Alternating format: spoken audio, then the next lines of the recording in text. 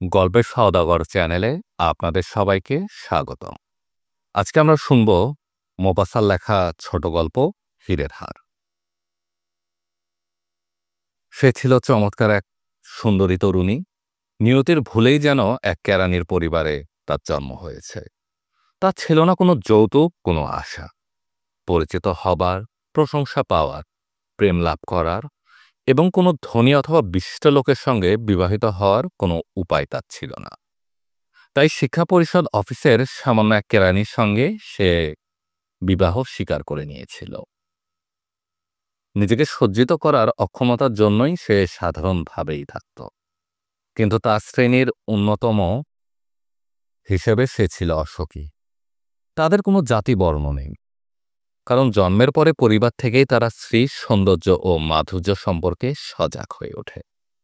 সহজাত চাতুর্য, প্রকৃতিগত সুরুচি এবং বুদ্ধির নমনীয়তাই হল তাদের আভিজাত্য, যার ফলে অনেক সাধারণ পরিবারের মেয়েকেও বিশিষ্ট মহিলার সমকক্ষ করে তোলে। সর্বদা তার মনে দুঃখ। তার ধারণা, যত সব সুরুচিপূর্ণ ও বিলাসিতার বস্তু আছে সেগুলির জন্যই তার জন্ম হয়েছে। তার বাসকক্ষের দারিদ্র্য, হতশ্রীর দেওয়াল, জীর্ণ চেয়ার এবং বিবর্ণ জিনিসপত্রের জন্য সে ব্যথিত হয়।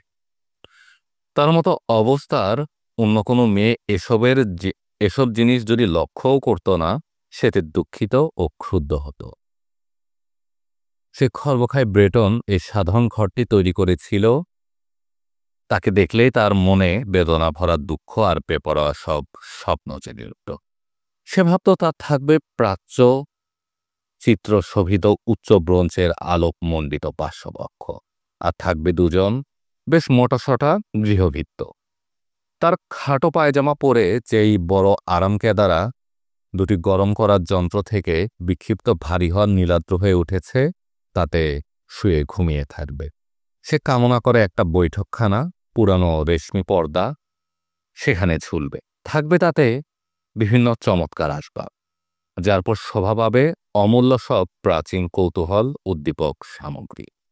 যেসব পরিচিত আকাঙ্ক্ষিত পুরুষ সব মেয়েদের কাম্য, সেসব অন্তরঙ্গ বন্ধুদের সঙ্গে বিকেলে 5টায় গল্পগুজব করার জন্য ছোট্ট সুরভিত প্রণয়লীলার একটা কক্ষ সেখানে থাকবে। 3 দিন ধরে একটানা ব্যবহৃত টেবিল ক্লথ ঢাকা গোল একটি টেবিলে তার স্বামীর বিপরীত দিকে সে যখন সান্ধ্যভোজে বসে এবং খুশির আমেজে তার স্বামী বড় সুরুয়ার পাত্রটির ঢাকনা তুলতে বলে, ও কি ভালো মানুষ, এর চেয়ে ভালো কিছু আমি চাই না, তখন তার মনে পড়বে আড়ম্বরপূর্ণ সান্ধ্যভোজের কথা। উজ্জ্বল রৌপ্যপাত্রাদি, মায়াময় বনভূমির মধ্যে প্রাচীন বিশিষ্ট ব্যক্তি ও বিরল পাখির চিত্রশোভিত কারুকার্যপূর্ণ পথ দিয়ে ঢাকা দেওয়ালের কামনা। সে ভাবে অপরূপ পাত্রে পরিবেশিত হবে অপূর্ব খাদ্য, আর গোলাপি রঙের রহিত মাছের টুকরা অথবা মুরগির পাখনা খেতে খেতে মুখে সিংহ মানবীর হাসি নিয়ে কান পেতে শুনবে চুপচুপি বলা প্রণয় লীলা গায়। তার কাছে ফ্রক বা জড়োয়া গহনা নেই, নেই বলতে কিছু নেই, অথচ ওইসব বস্তুই তার প্রিয়। তার ধারণা ওইসবের জন্যই তার সৃষ্টি। সুখী করার, কাম্য হওয়ার, চালাক ও প্রণয় যাচিকা হবার কতই না তার ইচ্ছা। তার কনভেন্টের সহপাঠিনী এক ধনী বান্ধবী ছিল। তার সঙ্গে দেখা করতে তার ভালো লাগত না, কারণ দেখা করে ফিরে এলে তার খুব কষ্ট লাগত। বিরক্তি, দুঃখ, হতাশা ও নৈরাশ্যে সমস্ত দিন ধরে সে কাঁদত। এক সন্ধ্যায় হাতে একটা বড় খাম নিয়ে বেশ উল্লসিত হয়ে তার স্বামী ঘরে ফিরল। সে বলল, এই যে তোমার জন্য একটা জিনিস এনেছি। মেয়েটি তাড়াতাড়ি খামটি ছিঁড়ে তার ভিতর থেকে একখানা ছাপানো কার্ড বের করল। তাতে নিচের কথাগুলি মুদ্রিত ছিল, জনশিক্ষা মন্ত্রী ও মাদাম জজ রেমপন্নু আগামী 18 জানুয়ারির সন্ধ্যায় তাহাদের নিজ বাসগৃহে মসিয়ে ও মাদাম লইসেলের উপস্থিতি কামনা করে। তার স্বামী যেমন আশা করছিল তেমনভাবে খুশি হওয়ার পরিবর্তে মেয়েটি বিষেদের ভাব নিয়ে আমন্ত্রণ লিপিখানা টেবিলের পর নিক্ষেপ করে বিড়বিড় করে বলে, ওখানা নিয়ে তুমি আমায় কি করতে বলো? কিন্তু লক্ষ্মীটি, আমি ভেবেছিলাম এতে তুমি খুশি হবে। তুমি বাইরে কখনো যাও না, তাই এই এক সুযোগ, চমৎকার সুযোগ। এটা জোগাড় করতে আমাকে অনেক কষ্ট করতে হয়েছে। সবাই একখানা চায়, কিন্তু খুব বেছে বেছে দেওয়া হয়েছে। কর্মচারীদের বেশি দেওয়া হয়নি। সেখানে তুমি গোটা সরকারি মহলকে দেখতে পাবে। বিরক্তির দৃষ্টিতে তার দিকে তাকিয়ে মেয়েটি অধীরভাবে বলে উঠল, ওই ঘটনার মতো একটা ব্যাপার কি বা আমি যাব বলে তুমি মনে করো? সে ওই সম্পর্কে কিছু ভাবে কি, তাই সে বিব্রতভাবে বলে, কেন, আমরা থিয়েটারে যাবার সময় তুমি যে পোশাকটা পরো সেটা পরবে। ওটা আমার কাছে খুব সুন্দর লাগে। তার স্ত্রীকে খুবে খুবে কাঁদতে দেখে সে আতঙ্কে নির্বাক ও হতবুদ্ধি হয়ে গেল। তার চোখের পাশ থেকে বড় বড় দু ফোঁটা অশ্রুজল তার গালের পর গড়িয়ে পড়ল। সে থতমতভাবে বলল, কি হলো? কি হলো তোমার? প্রবল চেষ্টায় মেয়েটি নিজের বিরক্তির দমন করে তার সিক্তগণ্ড মুছে ফেলে শান্ত কণ্ঠে জবাব দেয়, কিছুই না, শুধু আমার কোনো পোশাক নেই বলে আমি ওই ব্যাপারে যেতে পারবো না। তোমার যে কোনো সহকর্মী স্ত্রীর পোশাক যদি আমার চেয়ে ভালো থাকে, কারখানা নিয়ে তাকে দাও। সে মনে মনে দুঃখ পায়। তারপর সে জবাব দেয়, মাতিলদা, বেশ, তো চলো আলাপ করি আমরা এমন কোনো পোশাক, অন্য কোনো উপলক্ষেও যা দিয়ে কাজ চলবে, অথচ বেশ সাদাসিধে, তার দাম আর কত হবে? কয়েক সেকেন্ড মেয়েটি চিন্তা করে দেখে, এমন একটা সংখ্যার বিষয় স্থির করল যা চেয়ে বসলে হিসাবি কেরানির কাছ থেকে সঙ্গে সঙ্গে এক আতঙ্কিত প্রত্যাখ্যান যেন না আসে। শেষ পর্যন্ত ইতস্তত করে মেয়েটি বলল, আমি ঠিক বলতে পারবো না, তবে আমার মনে হয় 400 হলে তা কেনা যাবে। শুনে তার মুখ স্নান হয়ে গেল, কারণ তার যেসব বন্ধু গত রবিবারে নান্তিয়ারের সমভূমি ভারতপক্ষী শিকারে গিয়েছিল, আগামী গ্রীষ্মে তাদের সঙ্গে যোগ দেওয়ার ইচ্ছায় একটা বন্দুক কিনবার জন্য ঠিক ততটা অর্থই সে সঞ্চয় করেছিল। তা সত্ত্বেও সে জবাব দিল, বেশ, তো আমি তোমায় 400 দিব। বলনাচের দিন যতই এগিয়ে আসতে থাকে, ততই মাদাম লুইস সেলকে বিচলিত ও উদ্বিগ্ন বলে মনে হয়। অবশ্য তার পোশাক প্রায় তৈরি হয়ে এসেছে। সেদিন সন্ধ্যায় তার স্বামী তাকে বলল, তোমার হয়েছে কি, গত 2-3 দিন ধরে তোমার কাজকর্ম কেমন যেন অদ্ভুত ঠেকছে। শুনে মেয়েটি জবাব দেয়, আমার কোনো মণিমুক্তা, একটা দামি পাথর কিছুই নেই যা দিয়ে আমি নিজেকে সাজাতে পারি। আমাকে দেখলে কেমন গরিব গরিব মনে হবে, তাই অনুষ্ঠানে আমার না যাওয়াই ভালো হবে। স্বামী বলল, কিছু সত্যিকারই ফুল দিয়ে তুমি সাজতে পারো, এই ঋতুতে তাতে সুরুচিপূর্ণ দেখায়।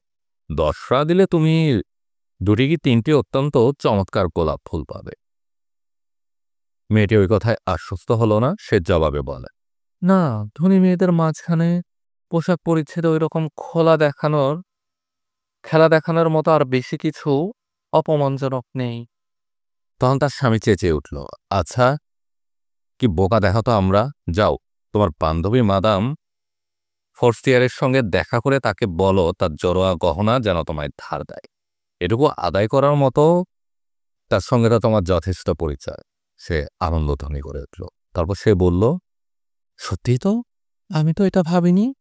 পরদিন সে তার বান্ধবীর বাড়িতে গিয়ে তার দুঃখের কাহিনী তাকে বলল। মাদাম ফোস্টিয়ার তার কাচের দরজা লাগানো গোপন কক্ষে গিয়ে বড় একটা জড়োয়া গহনার বাক্স বের করে এনে তা খুলে বলল, ভাই, যা ইচ্ছা এখান থেকে নাও। সে প্রথমে দেখল কয়েকটা কঙ্কন, তারপর একটা মুক্তার মালা ও মণিমুক্তা খচিত চমৎকার কারুকার্য ভরা একটা সোনার পিসিনীয় ক্রুশ।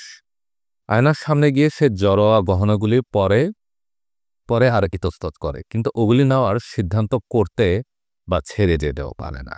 তারপর সে জিজ্ঞেস করে, আর কিছু তোমার নেই? কেন? আছে, তোমার যা পছন্দ তুমি তা বেছে নাও। হঠাৎ সে কালো শার্টিনের একটা বাক্সে দেখল অপরূপ একখানা হীরের হার। অদম্য কামনায় তার বুক দুরু দুরু করে উঠল। সেটা তুলে নিতে গিয়ে তার হাত কাঁপে। সে তার পোশাকের উপর দিয়ে সেটা গলায় তুলে নেয় এবং সেগুলো দেখে আনন্দে বিহ্বল হয়ে যায়। তারপর উদ্বেগ ভরা ইতস্ততভাবে সে জিজ্ঞেস করে, তুমি ওইখানে আমায় ধার দিবে শুধু ওইটা? কেন দিব না, নিশ্চয়ই দিব।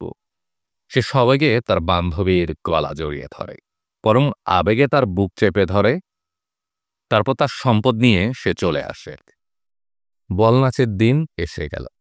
মাদাম লয়সেলের জয় জয়কার। সে ছিল সবচেয়ে সুন্দরী, সুরুচিময়ী, সুদর্শনা, হাস্যময়ী ও আনন্দপূর্ণ। সব পুরুষ তাকে লক্ষ্য করেছিল, তার নাম জিজ্ঞেস করে তার সঙ্গে আলাপের আগ্রহ করেছিল। মন্ত্রিসভার সব সদস্যদের তার সঙ্গে ওয়াল্টজ নৃত্য করতে ইচ্ছে করছিল। স্বয়ং শিক্ষামন্ত্রী তার দিকে দৃষ্টি দিচ্ছিলেন। আনন্দে মত্ত হয়ে আবেগ ও উৎসাহ নিয়ে সে নৃত্য করছিল। তার রূপের বিজয় গর্বে, সাফল্যের গৌরবে সে আর কিছুই ভাবে না। এক আনন্দের মেঘের উপর দিয়ে যেন সে ভেসে আসছিল এইসব আহতি ও মুগ্ধতা আর জাগ্রত সব কামনা। যে কোনো মেয়ের অন্তরে এই পরিপূর্ণ বিজয় কত মধুর। ভোর 4টার দিকে সে বাড়ি ফিরে গেল। যেই অন্য 3জন ভদ্রলোকের স্ত্রীরা খুব বেশি ফুর্তিতে মত্ত ছিল, তাদের সঙ্গে তার স্বামী ছোট একটা বিশ্রাম কক্ষে মধ্যরাত্রি পর্যন্ত আধঘুমে বসেছিল।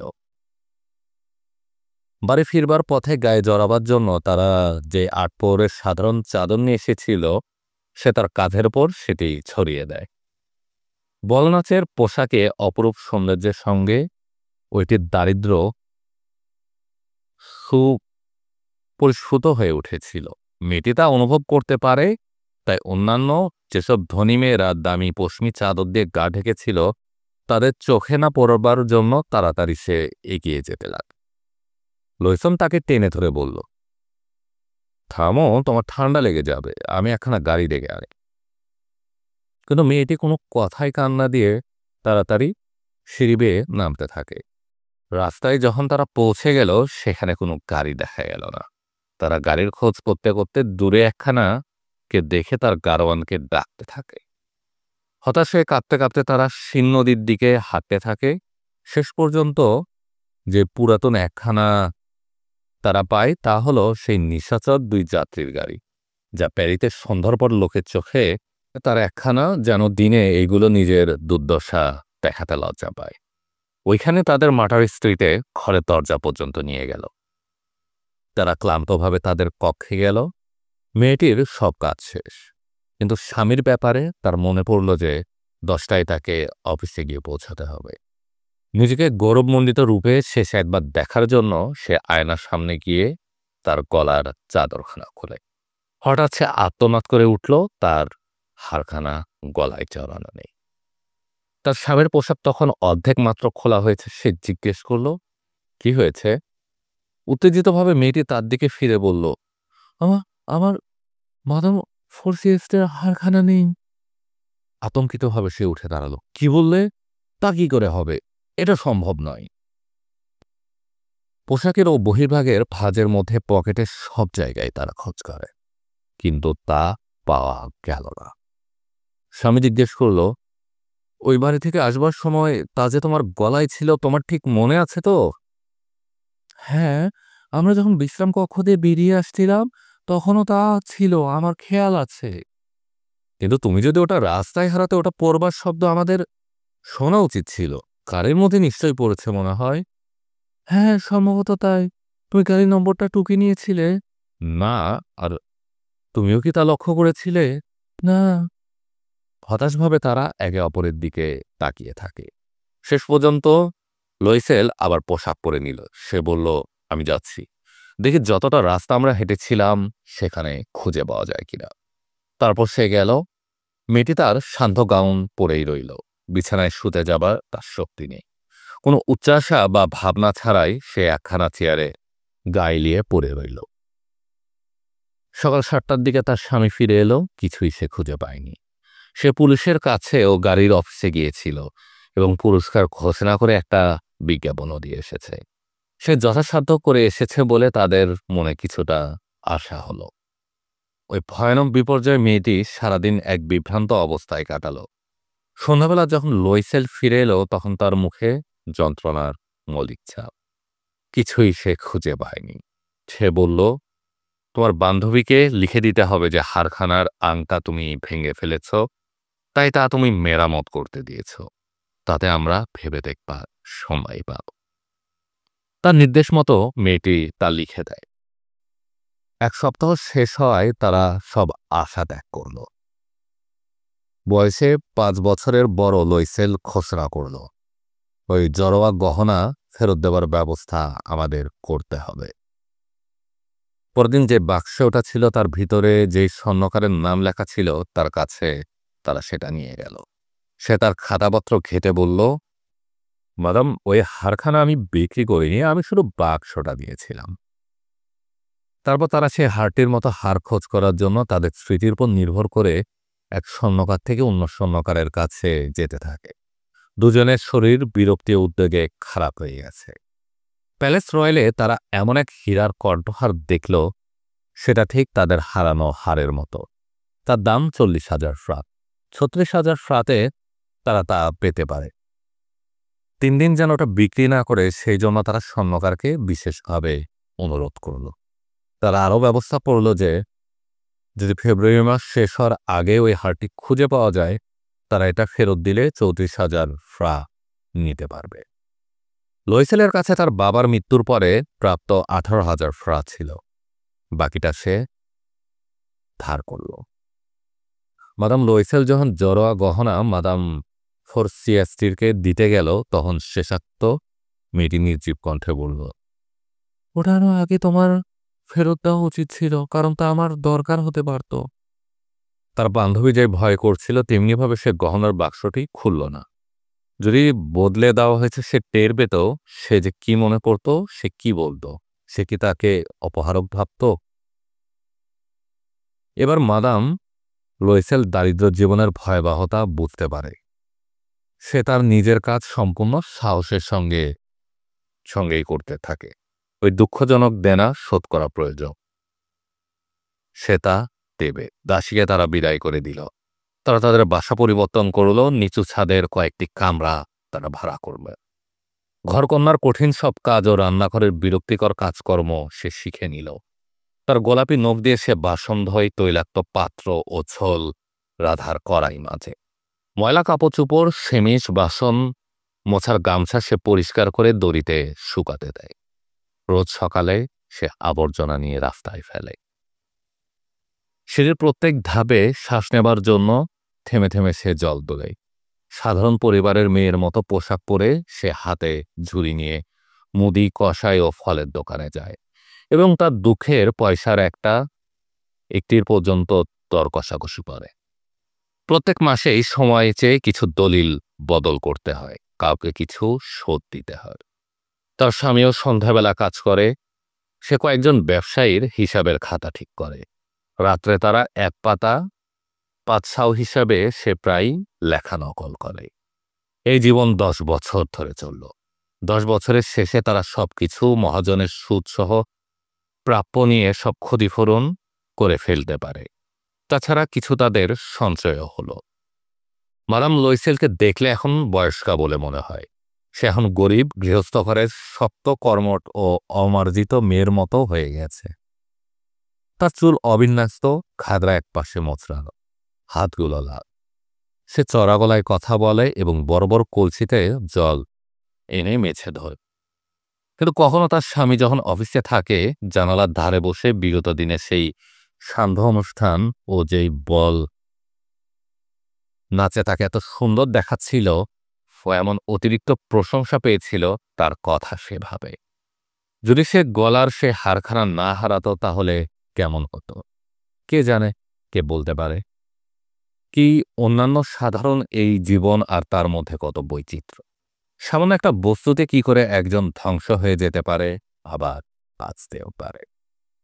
এক রবিবারে সারা সপ্তাহের নানা দুশ্চিন্তা মন থেকে দূর করার জন্য সে যখন চাম্পস এলিসিসে ঘুরে বেড়াচ্ছিল, হঠাৎ একটা শিশু নিয়ে ভ্রমরতা একজন মেয়ে তার চোখে পড়ল। সে হলো মাদাম ফরিস্তিয়ার। সে এখনো যুবতী, সুন্দরী ও আকর্ষণীয়। দেখে মাদাম লইসেলের মন খারাপ হয়ে গেল। সে কি ওই মেয়েটার সঙ্গে কথা বলবে? হ্যাঁ, অবশ্যই বলবে। তাকে যখন সব শোধ করা হয়েছে তখন সবকিছু সে খুলে বলবে। কেন বলবে না? সে মেয়েটির কাছে এগিয়ে গিয়ে বলল, সুপ্রভাত জনি। তার বন্ধু তাকে চিনতে পারল না। এক সাধারণ মানুষ তাকে এমন অন্তরঙ্গভাবে সম্বোধন করায় সে অবাক হল। সে বিব্রতভাবে বলল, কিন্তু মাদাম, আপনাকে তো চিনতে পারলাম না। বোধহয় আপনার ভুল হয়েছে। না, মাতিলদা লইসেল, আমি মাতিলদা লইসেল। তার বান্ধবী বিস্ময়ে চেঁচিয়ে ওঠে, হাই, আমার বেচারি মাতিলদা, এমনভাবে তুমি বদলে গেলে। হ্যাঁ, তোমার সঙ্গে দেখা হবার পর থেকে আমার দুর্দিন যাচ্ছে। বেশ কিছুদিন দুঃখের দিন গেছে, আর সেটা হয়েছে শুধু তোমার জন্য। আমার জন্য? তা কি করে হলো? সেই যে কমিশনারের বল নাচের দিন তুমি আমাকে তোমার হীরের হার পরতে দিয়েছিলে, মনে পড়ে? হ্যাঁ, বেশ মনে পড়ে। কথা হচ্ছে সেখানে আমি হারিয়ে ফেলেছিলাম। কি বলছো তুমি? কি করে তা তুমি আমায় ফেরত দিয়েছিলে? ঠিক সেখানার মতো একটি তোমাকে আমি ফেরত দিয়েছিলাম। তার দাম দিতে 10 বছর লেগেছে। তুমি বুঝতেই পারো, আমাদের মতো লোক যাদের কিছুই ছিল না, তাদের পক্ষে তা সহজ ছিল না। কিন্তু তা শেষ হয়েছে এবং সেজন্য আমি ভালোভাবেই নিশ্চিন্ত হয়েছি। মাদাম ফোরস্টিয়ার তাকে কথার মাঝখানে থামিয়ে দিয়ে বলল, তুমি বলছো যে আমারটা ফিরিয়ে দেবার জন্য তুমি একখানা হীরের হার কিনেছিলে? হ্যাঁ, তা তুমি খেয়াল করনি ওই দুটিই তো একরকম ছিল। বলে সে গর্বের ভাবে ও সরল আনন্দে একটু হাসল। দেখে মাদাম ফরেস্টিয়ারের মনে খুব লাগল। সে তার সে তার দুটি হাত নিজের হাতের মধ্যে নিয়ে বলল, হায় বেচারি মাতিলদা, আমারটি ছিল নকল। তার দাম 500 ফ্রার, বেশি হবে না।